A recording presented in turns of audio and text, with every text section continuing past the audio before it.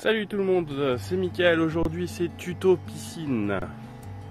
Hop là, justement, tac. La piscine est juste là, j'ai la pompe là. Donc du coup, faut nettoyer le filtre à sable. Hop là. Donc je disais, il faut nettoyer le filtre à sable. Certaines personnes se demandent comment on nettoie le filtre à sable. En fait, on fait un backwash. Comment savoir quand il faut faire un backwash? C'est tout simple, c'est quand le manomètre de pression montre à peu près 0,5 bar ou 1 bar maximum de pression en plus de la pression normale de fonction de votre pompe.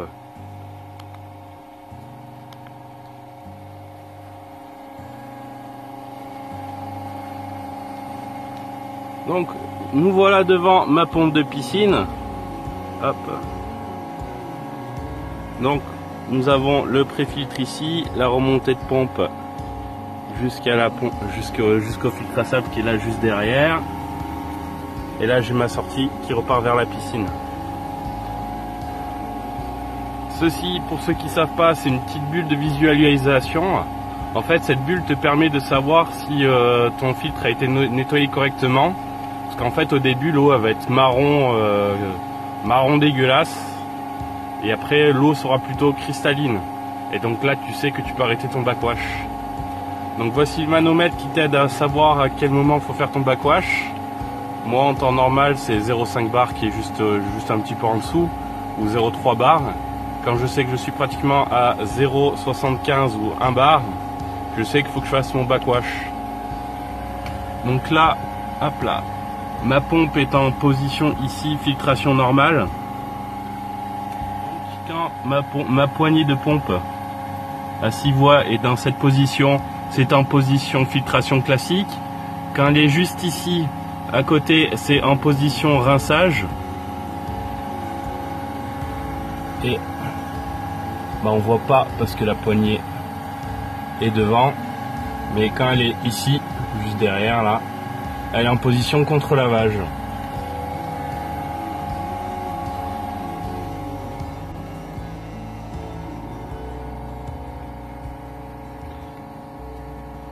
Donc en gros, vous aurez compris, pour faire un nettoyage du filtre à sable, il va falloir vous mettre en premier temps en backwash. Donc ça veut dire qu'en fait, tout simplement, alors au lieu que l'eau passe par le haut de la pompe, donc et les saletés se retrouvent coincées en haut de la pompe, se retrouvent filtrées et retournent en bas aux crépines. Une fois l'eau en bas, en fait, elle est propre, elle repart justement, elle remonte par le tube. Et elle repart par le tuyau pour aller à la piscine. Ben là, le backwash, en fait, on va faire l'inverse. On va envoyer l'eau de la piscine directement par en bas. Donc ça se fait que, en fait, on va refouler tout le sable, on va le faire remonter. Et du coup, les saletés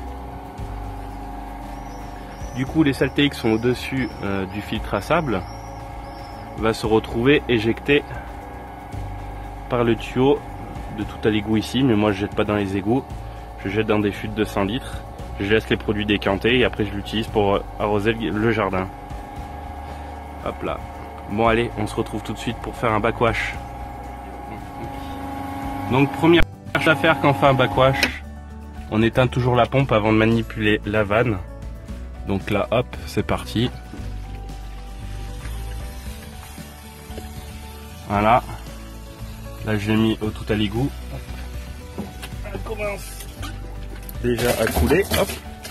Pas besoin de la pompe. Voilà. Donc c'est bon. Je l'ai mis en position backwash. On rappuie pour la mettre sous pression. Et vous voyez comme l'eau est pas très propre. Donc on va attendre que l'eau soit plus claire pour arrêter notre backwash.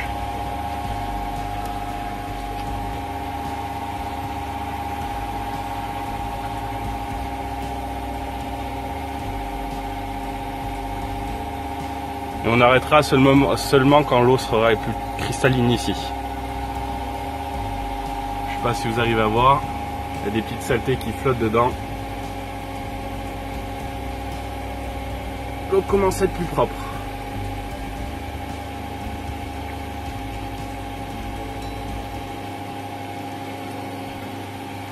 Elle n'est pas encore cristalline. On attend encore. Hein.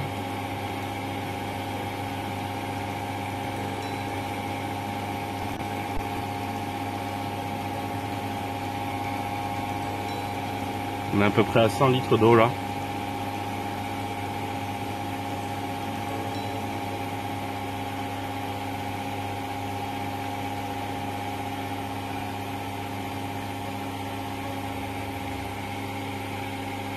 On voit encore quelques petites satés qui nagent dans l'eau.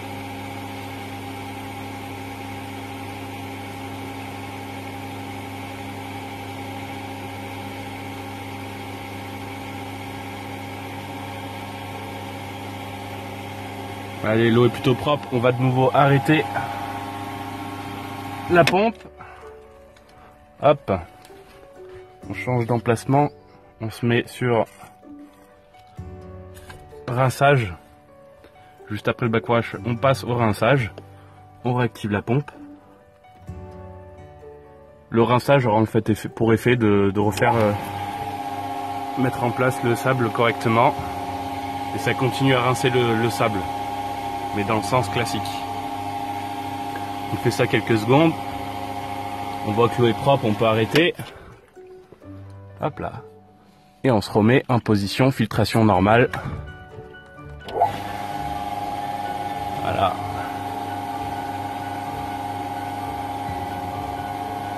Donc moi j'ai légèrement gagné en pression, 0,2 bar. On voyait quand même que l'eau était sale, donc ça en avait quand même besoin. Voilà, on voit un petit peu l'état de l'eau qui était dans la pompe. Donc on voit l'importance de faire un backwash au moins une fois par semaine.